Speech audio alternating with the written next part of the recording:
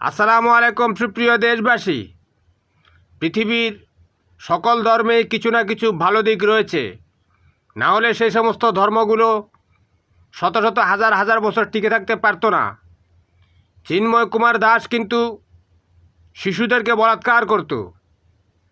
এ কারণে 2023 সালের 6 October Britain যুক্তরাজ্য অর্থাৎ লন্ডন থেকে ইন্টারন্যাশনাল চাইল্ড প্রোটেকশন অফিস থেকে চিন্ময় কুমার দাসকে শিশু বলাৎকারের অভিযোগে ইসকন থেকে অব্যাহতি দেওয়া হয়। এটা হচ্ছে একটা ধর্মীয় সংগঠনের নৈতিক দিক, অথচ সে হাগুস্তান প্রিয়। এই চিন্ময় কুমার দাসকে মুক্তি দেওয়ার জন্য শেখ হাসিনা বিবৃতি দিয়েছে। কতটুকু নোংরা চিন্তা করেন। চিন্ময় কুমার একটা বিকৃত যৌনাচারী হাগুস্তান প্রিয় লোক।